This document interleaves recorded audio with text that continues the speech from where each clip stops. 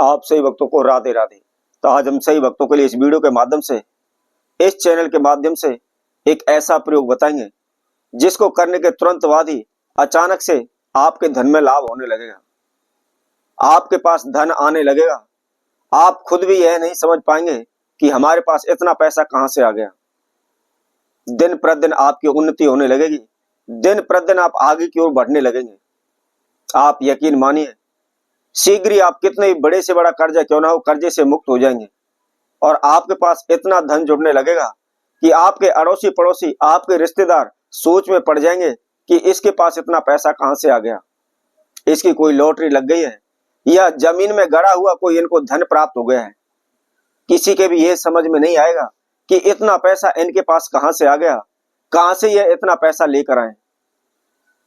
यदि आप धन से परेशान है, कर्जे से परेशान है, निरंतर इधर उधर भागते रहते हैं, दर दर की ठोकरें खाते रहते हैं, लेकिन कहीं से कोई भी आपको लाभ नहीं हो रहा। दिन प्रतिदिन आप लोग बागों से पैसा मांगते रहते हैं और इतना पैसा आपने इधर उधर से उठाया हुआ है कि आपके ऊपर लाखों करोड़ों रुपए का कर्जा बढ़ गया है। देनदारी आपकी दिन प्रतिदिन बढ़ती चली जा रही है, लेकिन आपके पास धन का कोई भी आगमन नहीं हो पा रहा। इसके लिए आपने अनेकों प्रकार के ओने टोटके किए हैं, अनेकों प्रकार के तंत्र मंत्र किए हैं, अनेकों जगहों पर जा जाकर के आपने मन्नतें मांगी हैं।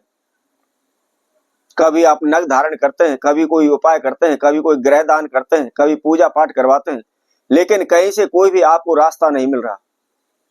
तो आपको क्या करना है, हम बहुत ही सिंपल सा छोटा सा एक प्रयोग है, कोई भी बहुत अधिक खर्चा इसके अंदर नहीं लगना, कोई भी तंत्र मंत्र नहीं है, कोई भी ओना टोटका नहीं है, किसी भी आपको मंत्र की सिद्धि नहीं करनी है। तो कौन सा वह उपाय किस समय पर करना है, कैसे करना है, क्या इसके नियम विधि हैं, इसकी संपूर्ण जानकारी के लिए इस वीडियो में आखिर तक आप हमारे साथ जुड़े रहें। और इसके साथ साथ जिस किसी भक्तजन ने हमारे चैनल को भी सब्सक्राइब नहीं किया है, वह सर्वप्रथम सब्सक्राइब करें, लाइक करें, कमेंट बॉक्स में जाकर के राधे राधे अवश्य लिखें। तो जैसा कि हम आप सभी को बता रहे थे, यदि आप कर्जे को लेकर परेशान है, धन को लेकर परेशान है, बार बार आपके जीवन में हानि होती चली जा रही है, लाभ कहीं से आपको मिल नहीं रहा, तो आपने इस महाप्रयोग को शनिवार के दिन करना है। कैसे करना है, आइए इसकी विधि हम आपको बताते हैं। सुबह उठें, उठ करके नहा धो करके आप फ्रेश हो जाए, धुले हुए वस्त्र धारण करें और इसके बाद आपने जहां भी पीपल का वृक्ष है उसके पास जाना है। सर्वप्रथम हाथ जोड़ करके पीपल देव से प्रार्थना करनी, अपने नाम एवं गोत्र का उच्चारण करना है कि प्रभु मुझे आपका केवल एक पत्ते की आवश्यकता है, उसको आप मुझे देने की कृपा करें, मेरे जीवन में आए हुए सभी संकटों का आप समाधान करें। हे वृक्षदेव, आपके अंदर सभी देवी देवताओं का वास है, श्री हरि विष्णु का वास है, आप मेरे जीवन में आई हुई बाधा को आप दूर करें। सदैव आप दूसरों की रक्षा करते हैं, दूसरों को छाया देते हैं, प्रकृति शुद्ध वातावरण करते हैं, उसी तरह आप मेरे जीवन के शुद्ध कीजिए, मेरे जीवन में आई हुई बाधा को दूर कीजिए। इस तरह प्रार्थना करने के बाद उस पीपल वृक्ष के नीचे जो भी पीपल का पत्ता टूटा हुआ आपको मिल जाता है वह लेकर आना है।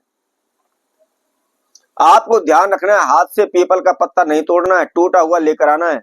और इसके साथ साथ विशेष ध्यान रखें कि वह पत्ता जो भी आप लेकर आए बिल्कुल साफ हो, उसके अंदर कोई छिद्र या टूटा फटा ना हो। अब आपको क्या करना है, उसको ला करके आप अपने घर पर सर्वप्रथम थोड़ा सा गंगा जल का छींटा उस पीपल के पत्ते पर आप लगा लें।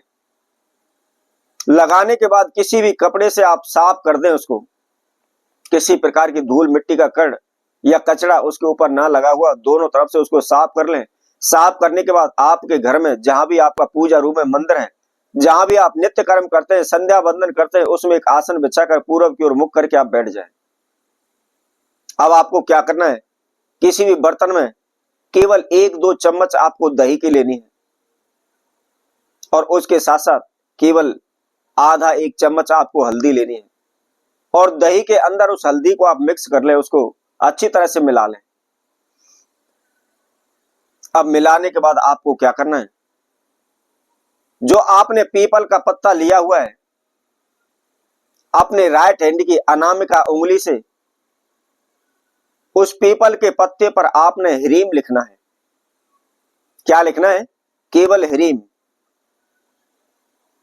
और लेकिन ध्यान रखें, किसी भी लकड़ी से या किसी भी कलम से आपको नहीं लिखना है, अपने राइट हैंड की अनामिका उंगली के द्वारा ही आपको लिखना है।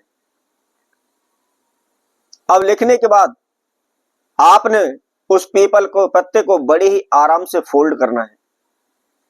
धीरे धीरे करके आप उसको फोल्ड कर लें और फोल्ड करने के बाद जिस तरीके से हम पान का बीड़ा तैयार करते हैं, पान का बीड़ा चबाते हैं, उसी तरह से पान की बीड़ा की भांति उसको आपने फोल्ड कर लेना है। फोल्ड करने के बाद एक लौंग साबुत उसके अंदर लगा लेनी है